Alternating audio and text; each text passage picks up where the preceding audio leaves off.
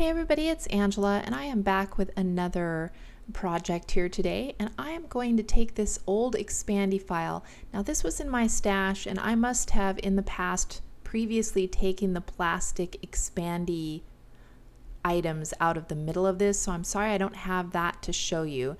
So I just had the exterior of this expandy file. I either got it at the dollar store or in the clearance section of Staples. I can't remember which. And I want to take this spine off because I'm going to bind this with my spiral binder.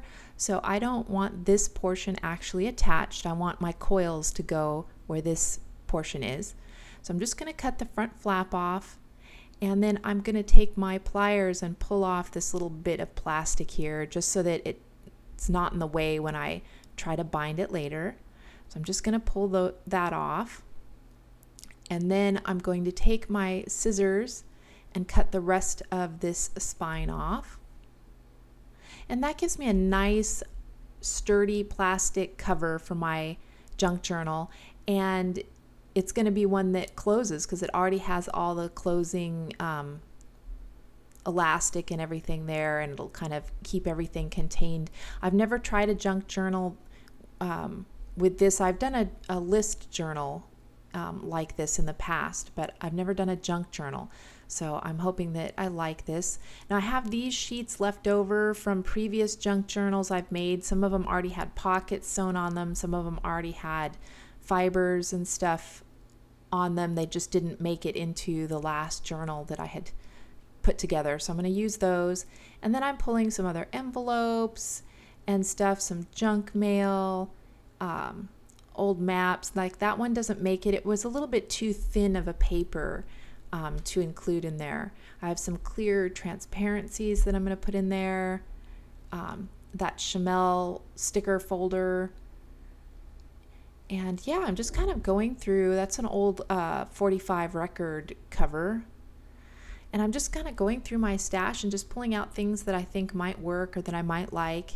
And there's like a paint swatch from a store, an old flashcard, a seed packet, just all kinds of junk. I mean, it's not garbage, but it's just leftover bits and pieces of things that I somehow saved.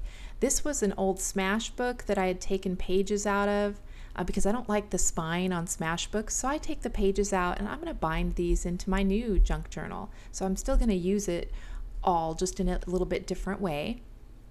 So I gather all that up, and then by the magic of video here, I have run this through my spiral binder that I have at work. And I put one of those little bags from Tuesday Mornings, handwriting sheets, shaped papers. I think that's the girls' papery paper. These leftover, I think that's sassafras paper, some cocoa daisy paper. I've got a little bit of everything in this. I have some that I've taken edge punches to the edges. And it just gives me a lot of little different pockets and places to glue things and tuck things and stuff like that. I did take some ribbon and sew it on the edge of that page. And I took an applique, some appliques that you normally iron onto clothing, and I sewed those on that page as well. That one has some flocking. That black is flocking. It's an old piece of paper from my stash. That's a Hambly screen print. Paper bags. Yeah, just a lot of old product where I had just one-off pieces of paper and stuff like that. That's where I like to use them. This wasn't leftover waterfall pieces from my COVID pandemic journal that I had been making. I had extra pieces, so I just made another waterfall for this. And so now I'm going to go through and, tart it up even a little more, customize a few more of the pages. I want to make a nice big pocket along the bottom of this page. So I'm just going to go ahead and score along two edges. And I'm going to trim it so there's about an edge that's going to fold over onto the back of this page. So I'll put my glue on these two flaps, and that's how I'll glue it down. And I want it to have an angled edge, so I'm just going to make a mark and use my ruler to draw a line there. And then I'm going to pull out some really old decorative edge scissors. I'm sure a lot of you still have these in your stash. Sometimes I like to just pull them out because it's easier to use than an edge punch on some of these strange angles and things like that. And then I'm also going to do it on the flaps because these will show on the back of the page when I turn it. So I'm just going to give that a nice little decorative edge as well. And then I can just use some of my heavy duty score tape on there to hold that down. And you know, some of my things I like to do when I decorate, I like to do before I bound it into the journal, but some of them I do afterwards, like I'm doing here. It just kind of depends. Like any kind of sewing that I have to take it to my sewing machine, I'm of course going to do that before I bind it into the journal. Some of the big pockets that I sew and stuff like that. But for these little pockets that I'm just adding in, I do that afterwards. Some of my stamping, I'm going to do a little bit of stamping here, and I'll do that kind of after the fact. But sometimes if I need it to be nice and flat, I might do my rubber stamping and stuff before I bind it. So it just kind of depends. So there I go. I'm going to go ahead and fold that. And you can see it gives a nice decorative edge to the other side too. And it gives me excuse to use those decorative edge scissors that are in my stash. And also I've got this kind of a long arm, those bar staplers. I have a lot of staples. I got them when they closed those out. They got rid of all the staples. First it went down. They kept reducing the price, and then it went down to like they were 12 cents a pack. So I bought a bunch of packs since I had the stapler. So I put one of those bar staples on there. And then what am I going to do next? Oh, I'm going to pull out my Dymo labeler and just make a little label for this folder here. And it's fun to pull those out and just kind of do your own wording and stuff. I stick it on here normally, but here with the adhesive that's on it, but later I do go back and put some super sticky tape because I was concerned that because, this is a little bit older product that it might want to fall off. So I do put some of that super sticky tape, but it actually was holding pretty well on its own for being so old. Now I have this envelope that I didn't bind in that I think about putting here as a pocket, but then I decide since this paper is a Cocoa Daisy paper and this card is actually a Cocoa Daisy card, I thought that I would go ahead and use them together because I used to be a subscribing member to Cocoa Daisy back when I could afford to be, and so I still have lots of little bits of product left over from them. So I just wanted to kind of include that since that was a big thing in my craft room for a long time. Now I have this little Hello Kitty tin, and I think it's really cute, and I'd love to put it on the outside where I can put something that has a little more bulk to it. So I just empty the candies out. And so I want to attach it on there with eyelets. So I'm trying to think, how am I going to do this? So I grab my, what do you call these things? I can't remember the name of it.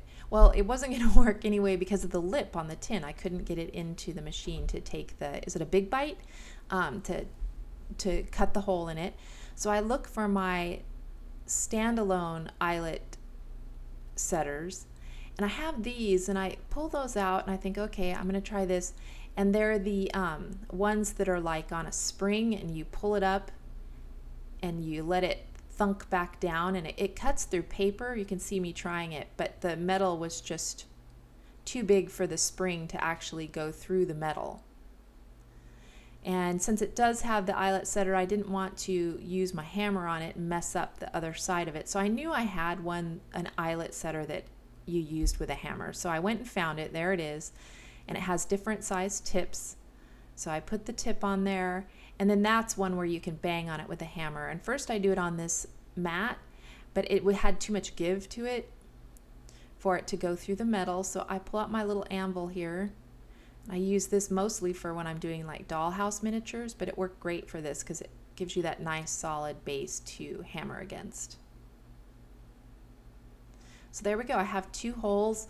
I need 2. If I were to only have put 1 hole in there, it would want to spin around maybe on the eyelet. So I want to make sure it stayed put. So I'm going to do 2 holes in there. So I go into my eyelets. I have these ones from Oriental Trading, but they were too small. So I'm gonna look through this case of decorative eyelets or themed eyelets that I have. A lot of these are pretty old product. I think it was like a lot of them are from, like, is it called the Eyelet Outlet? You see them at craft fairs and stuff like that. So I look at those, but they fit good, but they weren't very deep. The collar on them wasn't very deep, and I knew I had to go through this plastic and the metal, so I wanted a nice deep collar on this. So I go with these little heart brads, or eyelets, I'm sorry, and I make a little mark there where I want my holes. So I'm going to go ahead and use my same eyelet setter to cut the holes. And then I just pop the little piece of plastic out later that gets caught in there. There we go. So now I have my 2 holes, and then take the tip off and pop the plastic bits out of there because I don't want to leave them to aggravate me next time. So now I've got my 2 holes. And then I need to fasten it in through the back so that I can get my eyelet setter in there. So I go ahead and get the first one set. And this little tin, I don't know exactly what I'm going to put in there. I could put some money in there. I could put a note or a prayer, or I could put an SD card or a flash drive, a little mini flash drive or something like that. I don't know, some kind of little treasure I can put in that box. And so I just like the way that fits on the top of that, like that. So I was glad to get that on there. So nice and sturdy and stable, and now the little hearts show on the other side, so it's really cute. And then I look to see what else I can put in here, and so I want to grab these little rolly stamps. I don't use them near enough, so I thought I'd just grab them out and play with them a little bit, because that's what a junk journal's for, is to play in. So I use the little deer, and then these little horses, I luckily was able to roll them again there and get a pretty decent impression. And then I think I have one more. Oh, a camera, a little camera. So I go ahead and roll that across too. So that was fun to be able to just pull those out and make some little touches. And then I also have a little tiny envelope I want to put underneath this wording, because I'm thinking, what else am I going to put? Because I don't really want to cover up the "I'm so hungry I could eat a horse." So I use my paper crimper, which I haven't used in a long time, and just run that envelope through just to give a little extra texture, something a little funky or different. I'm using some super sticky tape to hold that on. And then the rest of this, I'm going to take some stickers and things like that to kind of do a little bit of decorating. But a lot of my decorating I'm going to do when I actually put the items into the book. So whatever I say, whether it be a clothing tag or a seat or a ticket or, piece of junk mail, I will probably, decorate it more at that time. When I put photos in there or I journal, I might need more space somewhere, and so I'm going to add a pocket or an envelope or something like that at that point, or a flip out. So I just do a very minimal amount of decorating here. I'm sorry I'm a little bit off to the side there. But I go ahead and get this sticker sheet used up, which was kind of nice. So I try to find the perfect spot for everything.